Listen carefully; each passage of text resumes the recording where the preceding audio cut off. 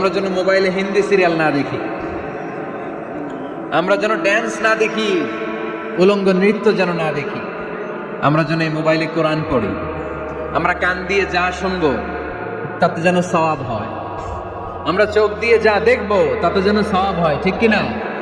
যেন কানে শুনি সদা তোমার কালাম, এ খোদা চোখে যেন দেখি শুধু কোরআনের আয়াত, শোনো আমার মুনাজাত, শোনো শোনো ইয়া ইলাহি আমার মুনাজাত, শোনো আমার মুনাজাত। পড়েন আমিন।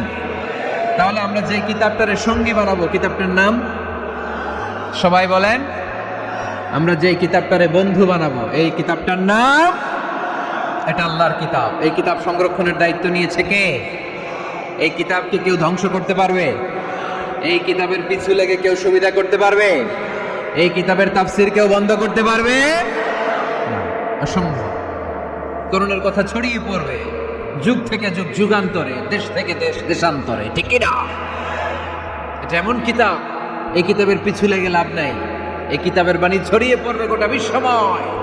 অনেকে অনেক ষড়যন্ত্র করেছে এই কিতাবকে ধ্বংস করে দেওয়ার জন্য। আমাদের এই খোদ ভারতবর্ষ ষড়যন্ত্র হয়েছিল। ব্রিটিশরা যখন চলে গিয়েছিল, ওরা প্ল্যান করেছিল এই কিতাবকে কি করে আমাদের থেকে ডিটাচ করা যায়, কেমন করে আলাদা করা যায়। এর একটা কমিটি করে দিয়েছে, আপনারা গবেষণা করে দেখেন এই ভারতবর্ষ থেকে কেমন করে কোরআন দূর করা যায়। তারা বুদ্ধি করে বলল, এক কাজ করি, কারণ তাদের কোরআনের কপিগুলো মসজিদ থেকে বের করে আমরা আগুন দিয়ে জ্বালাই দিব, তাইলেই কোরআন শেষ। কোরআনের কপি যদি আগুন দিয়ে জ্বালায় দেওয়া হয়, তাহলে তো পৃথিবীতে কোরআন থাকবে না, না থাকবে?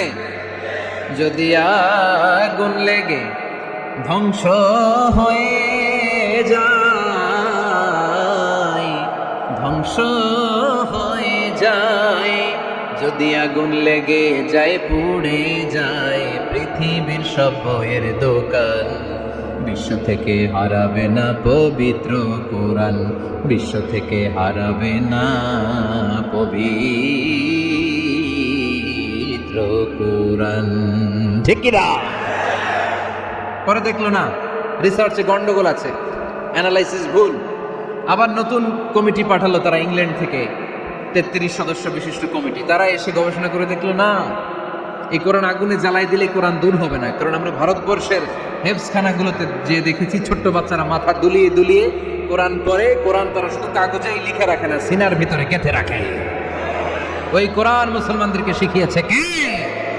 সে আল্লাহ বললেন, আর রহমানু আল্লামাল কুরআন খালাকাল ইনসান আল্লামাহুল বায়ান। আল্লাহ বললেন, আমি মেহেরবান, আমি কোরআন শিখিয়েছি। আমরা বললাম, আল্লাহ আর আপনি কি করেন? আল্লাহ বলেন, খালাকাল ইনসান, আমি মানুষ বানিয়েছি। সুবহানাল্লাহ পড়েন। আমাদেরকে তৈরি করেছে কে? জোরে বলতে হবে, কে? মানব সৃষ্টির 3টা পদ্ধতি কোরআনে পাওয়া যায়। পদ্ধতি নাম্বার 1, বাবাও নাই মাও নাই। এই পদ্ধতিতে আল্লাহ কাকে বানাইছে বলেন? আদম আর হাওয়া আলাইহিস সালাম, এদের বাবা মা ছিল। 2 নম্বর পদ্ধতি হচ্ছে মা আছে কিন্তু বাবা নাই। এই পদ্ধতিতে আল্লাহ কাকে বানালেন? কি নাম? ঈসা আলাইহিস সালাম। 3 নম্বর পদ্ধতি হচ্ছে মাও আছে বাবাও আছে। এই পদ্ধতিতে আল্লাহ কাদেরকে বানিয়েছেন? আমাদেরকে বানিয়েছেন। তাহলে পদ্ধতি কয়টা? 3টা। আদম আলাইহিস সালামকে বানানোর পদ্ধতিও 3টা। প্রথমে আল্লাহ তিন লাজিব এঁটেল মাটি নিলেন, তারপর নিলেন হামাইম মাসনুন কাদা মাটি, তারপরে এটারে বানালেন ঠনঠনে শুকনো মাটি। সাইয়েদনা আদম আলাইহিস সালামের অবয়ব তৈরি করলেন 60 হাত লম্বা করে। সাইয়েদনা আদম আলাইহিস সালামকে যখন আল্লাহ বানিয়েছেন, কয় হাত লম্বা? সহিহ বুখারীর বর্ণনা, লাম্মা খালাকাল্লাহু আদামা ওয়া কানা তুলুহু 60 যিরাআন। আল্লাহ তাআলা যখন আদম আলাইহিস সালামকে বানালেন, 60 হাত বা 60 গজ লম্বা করে বানালেন। আপনারাও যারা জান্নাতে যাবেন, 60 হাত লম্বা হয়ে জান্নাতে ঢুকবেন। কয় হাত লম্বা? সুবহানাল্লাহ পড়বেন না? আদম আলাইহিস সালামকে বানালেন। আবার মায়ের পেটে যে আমরা বড় হলাম, এখানেও আমাদের 3টা ক্যাটাগরি, 3টা ধাপে তিনি আমাদেরকে বানালেন। মায়ের পেটে 9 মাস কি করছিলেন মনে আছে আপনাদের? শরীয়তপুরের ভাইরা মনে নাই? কেন? হ্যাঁ, আমাদের কারোরই মনে নাই, ঠিক কিনা? এই 6 মাস 8 মাস কই যে ছিলাম, কোথায় ছিলাম আমরা মনে করতে পারি না। স্মৃতির পাতা হাতড়িয়ে যত পিছনে যাই আর বলতে থাকি, মনে আছে ছোটবেলার কথা? মনে নাই? আমরা সবাই কিন্তু এত বড় ছিলাম না ভাই, ছোট্ট ছিলাম, ছোট্ট। মায়ের জরায়ুর দেয়ালের মধ্যে লেপ্টে ছিলাম। নুতফা, আলাকা, মুদগা, sperm drop, blood clot and the little flesh. ছোট্ট নাপাক পানি ছিলাম, ওইটার আল্লাহ বড় করতে আরম্ভ করলেন। বড় করতে করতে রক্তপিণ্ড বানালেন, রক্তপিণ্ড থেকে আল্লাহ গোশতপিণ্ড বানালেন। আমরা প্রত্যেকে এরকম একটা গোশতের টুকরা ছিলাম। এটার ভিতরে আল্লাহ কঙ্কাল ঢুকালেন, আমার স্কেলিটন, আমার কঙ্কালটা, আমার অবয়বটা ঢুকালেন। তারপরে আবার গোশত দিয়ে প্যাকেট করলেন, তার উপরে আবার চামড়ার প্যাকেট পড়ায় দিলেন। পড়েন সুবহানাল্লাহ। এরপরে 9 মাস পরে এই পৃথিবীর বুকে স্মুথলি আমাকে আসার সুযোগ দিলেন কে?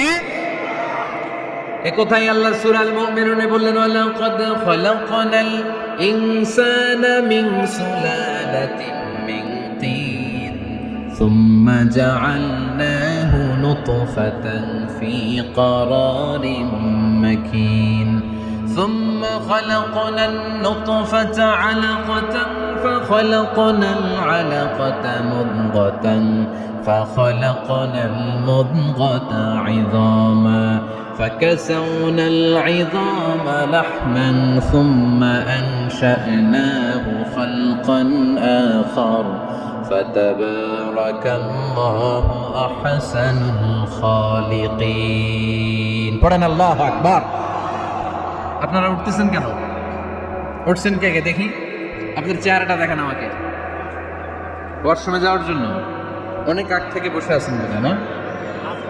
আসর থেকে, দুপুর 3টা থেকে। আল্লাহু আকবার, আল্লাহু আকবার। তাহলে দোয়া করে দিই। আর না না না, ঠিক হবে না, কষ্ট হচ্ছে, আমি বুঝতে পারতেছি। আর কয়েক মিনিট শুনবেন। পড়েন পড়েন, লিল্লাহি তাকবীর, লিল্লাহি তাকবীর, লিল্লাহি তাকবীর। মায়ের পেটে আমাদেরকে তৈরি করলো কে? আল্লাহ।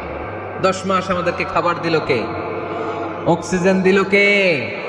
দেখেন, দুনিয়ার কেউ কিন্তু আমার খোঁজ দিতে পারে নাই, ভিতরে যে পারছে। ওই গোপন জায়গায় একজন আমার রিজিক দিত। তিনি কে? আমার নাভির সাথে আমার মায়ের জরায়ুর একটা কানেকশন ছিল। ওই একটা লাইন দিয়ে আমাদের সবাইকে আল্লাহ খাবারের ব্যবস্থা করেছেন, পানির ব্যবস্থা করেছেন, বাতাসের ব্যবস্থা করেছেন। দুনিয়ায় আসার সাথে সাথে দুনিয়ার মানুষরা ওই খাবারের লাইনটা কেটে দেয়, ঠিক কিনা? শরীয়তপুরে বোধহয় রেখে দেয়। কি করে? কাটাপ। দেখবেন সিজার করার পরে বাচ্চাদেরকে বের করে কেচি দিয়ে, যারা সিজার করে ডাক্তাররা কি করে?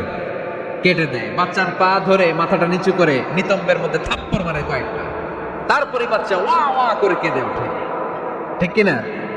আমরা আমাদের কানে শুনি ওয়া ওয়া, আসলে সে আল্লাহর কাছে কেঁদে কেঁদে ফরিয়াদ জানায়, বলে আল্লাহ 9 মাস 10 মাস মায়ের পেটের ভেতরে ছিলাম, কেউ তো খোঁজ খবর নিল না। তুমি তো আমার এই নাভির সাথে মায়ের জরায়ুর একটা লাইন দিয়ে, ওই এক লাইনে খাবার, এক লাইনে পানি, এক লাইনে বাতাস ঢুকিয়েছ। 9টা মাস এই খাবারের লাইন আমার ঠিকঠাক ছিল, আমার টেনশন ছিল না। দুনিয়ার বুকে আসার সাথে সাথেই, এদের সাথে আমার কি শত্রুতা আমি জানি না, আসার সাথে সাথে আমার খাবারের লাইনটা কেটে দিস। আল্লাহ একটা মাত্র খাবারের লাইন ছিল, মানুষগুলো কেটে দিল। আমি এখন কি খাবো? আমি এখন যাবো কই? আল্লাহ বলে কাঁদিস না, 8 মাস যেমনি খাওয়াইছি এখনো খাওয়াবো। সুবহানাল্লাহ পড়েন। খাবারের একটা লাইন ছিল, কেটে দিয়েছে। ওই একটার বিপরীতে তোর মায়ের বুকের ভেতরে এখন খাবারের 2টা লাইনের ব্যবস্থা করে দিলাম। খালাকাল ইনসান, তিনি মানুষ বানিয়েছেন, মানুষের যা দরকার তার ব্যবস্থাও করে দিয়েছেন। চিল্লায় বলেন ঠিক কিনা? এজন্য আল্লাহ বললেন, আর রহমানু আল্লামাল কুরআন খালাকাল ইনসানা আল্লামাহুল বায়ান। আমি মেহেরবান, আমি তোমাদের কোরআন শিখিয়েছি, আমি মানুষ তৈরি করেছি, আমি তোমাদেরকে ভাষা শিক্ষা দিয়েছি। সুবহানাল্লাহ পড়েন। আল্লামাহুল বায়ান, আমি তোমাদেরকে বয়ান শিখিয়েছি। এই যে আমরা বয়ান করি, আমাদের যে ভাষা, এই ভাষা কার দান? আমাদের বাংলা ভাষা কার দান? পৃথিবীতে অনেক ভাষা আছে, একটা ভাষার প্রকাশভঙ্গির সাথে আরেকটার মিল নাই, একটার প্রকাশভঙ্গির সাথে আরেকটার মিল নাই। চাইনিজরা চাইনিজ ভাষায় কথা বললে ইংরেজরা কিচ্ছু বোঝে না, ইংরেজরা বললে আরবরা বুঝে না, আরবরা বললে মালায়রা বুঝে না, মারায়রা বললে আফ্রিকানরা বুঝে না। সুবহানাল্লাহ পড়েন। আমি অনেক দিন দেশের বাইরে থাকি, 10 বছরেরও বেশি আমি পড়াশোনা করি, এখনো পিএইচডি করি। তো মিশরে যখন আমি পড়াশোনা করতাম তখন দেখতাম এক এক ভাষায় এক একজন কথা বলে। আমরা বাঙালিরা যদি কোনো কথা বলে হাসাহাসি করি, হেসে হেসে আমরা কোটি কোটি হয়ে যাচ্ছি, মরে যাচ্ছি, কিন্তু ওরা হাসে না, বিদেশিরা, ওরা বুঝে নিত। আবার ওরা যখন কথা বলে হাসে, আমরা কিছুই বুঝি না। সুবহানাল্লাহ পড়বেন না? ওইটা বাদ দেন, আমাদের বাংলাদেশে আসেন। আমাদের বাংলাদেশে এক এক জেলার সাথে আরেক জেলার ভাষার ভিন্নতা আছে না নাই? সুবহানাল্লাহ পড়বেন না? ঢাকার ভাষার সাথে ফরিদপুরের ভাষার অমিল, সিলেটের অনেক অমিল, চট্টগ্রামের অমিল আছে না নাই? সবচেয়ে বেশি অমিল সিলেটে আর চট্টগ্রামে, ঠিক কিনা? ওনাদের ভাষাগুলো এমন, শুনলে বোঝার উপায় নেই যেটা বাংলা ভাষা না অন্য ভাষা, কিন্তু প্রত্যেক আঞ্চলিকতায় একটা মাধুর্যতা আছে না নাই? আল্লাহ পাক এই কোরআনের মধ্যে আঞ্চলিকতার দাম দিলেন। হিশাম বিন হাকিম বিন হিজাম কোরআন থেকে তেলাওয়াত করতে শুরু করলেন। এই তেলাওয়াত শুনে সাইয়েদনা ওমরে ফারুক ওনার ঘাড় ধরে টেনে বিশ্বনবীর কাছে নিয়ে আসলেন। ওমরে ফারুক বললেন, ইয়া রাসূলুল্লাহ, দেখেন হিশাম বিন হাজিম কেমন করে কোরআন পড়ে, দেখেন ভিন্নভাবে কোরআন পড়ে। আপনি শিখাইছেন একভাবে, ও পরে আরেকভাবে, ওর বিচার করেন। আসলে আরেকভাবে পড়ে নাই, অন্য আঞ্চলিকতায় পড়েছে। যেমন আমরা পড়ি ওয়াদ্দুহা ওয়াল লাইলি ইযা মা ওয়াদ্দাআকা রাব্বুকা ওয়া মা ক্বালা ওয়ালাল আখিরাতু খায়রুল লাকা মিনাল উলা। কিন্তু কোরআনের আরেকটা লাহজা বা আরেকটা পড়ার পদ্ধতি আছে যেখানে ওনারা পড়ে ওয়াদ্দুহি ওয়াল লাইলি ইযা সাজা মা ওয়াদ্দাআকা রাব্বুকা ওয়া মা ক্বালা। সুবহানাল্লাহ পড়বেন না? হাশিম বিন হিকাম এরকম বাঁকা করে পড়ছিলেন।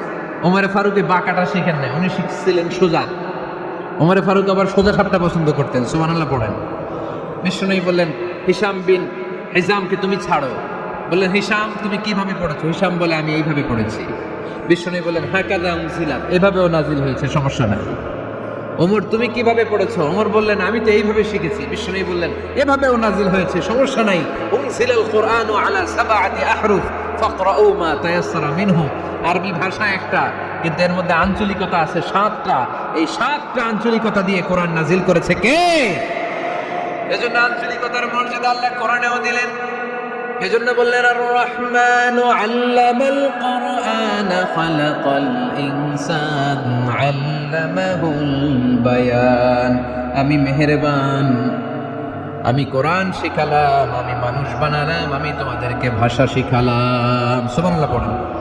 এরপর আল্লাহ বললেন, আশ-শামসু ওয়াল কমারু বিহুসবান ওয়ান নাজমু ওয়াশ-শাজারু ইয়াসজুদান। সুবহানাল্লাহ। আশ-শামসু ওয়াল কমারু বিহুসবান, চাঁদ আর সূর্য আমি তৈরি করেছি তোমাদের হিসাবের জন্য। হিসাব আছে না নাই? কতদিন এক বছর আপনাদের শরীয়তপুরে? 365 দিন। এটা তো সোলার ইয়ারের হিসাব বললেন, মানে সৌর বৎসর। আর চান্দ্র বৎসরের 354 বা 55 দিন। তাহলে এই সূর্য আর চাঁদ, চাঁদ আর সূর্যকে আল্লাহ এই মহাবিশ্বে দিয়েছেন হিসাবের জন্য, ঠিক কিনা? আল্লাহর হাবিব বললেন, সুমু লিরুইয়াতিহি ওয়া আফতিরু লিরুইয়াতিহি। চাঁদ দেখে রোজা রাখো, আবার চাঁদ দেখে রোজা ভাঙো। আমরা রমজান শুরু করি কি দেখে? জোরে বলেন। ঈদ শুরু করি কি দেখে? চাঁদের পালকি চড়ে আসলো সবার ঘরে, চাঁদের পালকি চড়ে আসলো সবার ঘরে, আসলো খুশির ঈদ, বলো ঈদ মুবারক, ঈদ মুবারক, ঈদ মুবারক, ঈদ। সবাই পড়েন, বলো ঈদ মুবারক, ঈদ মুবারক, ঈদ মুবারক, ঈদ। সুবহানাল্লাহ পড়েন। আশ-শামসু ওয়াল কমারু বিহুসবান। সূর্য চন্দ্রের গায়ে লাগে না, চন্দ্র সূর্যের গায়ে লাগে না। কোনোদিন কি দেখেছেন সূর্য আর চন্দ্র ধাক্কা লাগছে? দিনের ভেতরে রাত ঢুকে গেছে, রাতের ভিতরে দিন ঢুকে গেছে, এরকম কি কখনো হয়েছে? সব কিছু একজনের আইন মানে, চিল্লায় বলতে হবে, তিনি কে? এরপর আল্লাহ বললেন, ওয়ান নাজমু ওয়াশ-শাজারু ইয়াসজুদান। আকাশের তারকারাজি আর বৃক্ষমালা একজনকে সিজদা করে, তিনি কে? আকাশের তারাগুলো আল্লাহরে সিজদা করে, কিন্তু আমরা আল্লাহরে সিজদা করতে চাই না। গাছগুলো আল্লাহর জিকির করে, কিন্তু আমরা জিকির করতে চাই না, ঠিক কি না? অস্ট্রেলিয়ার সিডনি শহরে একটা জঙ্গল আছে, ওই জঙ্গলে একটা গাছ আছে, গাছ, ওই গাছটা টু দ্য ডাইরেকশন অফ কেবলা, কেবলামুখী হয়ে মানুষের মতো রুকু করে আছে একটা গাছ। সুবহানাল্লাহ কইতে পারলেন না? ক্যালেন্ডারে দেখা যায়, পত্রিকায় দেখা যায়, গাছ রুকু করে আছে। আমরা রুকু করি না, আমরা সিজদা করি না। কিয়ামতের দিন আল্লাহ বলবে আমার সিজদা দিয়ে দেখা। আপনারা যারা নামাজ পড়েছেন, সিজদা দিয়েছেন, তারা আল্লাহু আকবার বলে সিজদায় লুটিয়ে পড়বে। আর যারা নামাজ পড়ে নাই, তারা শত চেষ্টা করেও তাদের পিঠকে বাঁকা করতে পারবে না। এজন্য 5 ওয়াক্ত সালাত জামাতের সাথে পড়ার দরকার আছে না নাই? আজকের এই মাহফিলটা তখনই সফল হবে যখন আমরা এই ওয়াদা করতে পারবো যে জীবনে কোনোদিন নামাজ ছাড়বো। এই ওয়াদা করা যাবে? সবাই করতে পারবেন? কার সাথে? আমার সাথে ওয়াদা করবেন। কার সাথে? হাত তুলে আল্লাহরে দেখান, আওয়াজ করে আল্লাহরে ডাকেন, বলেন হে আল্লাহ।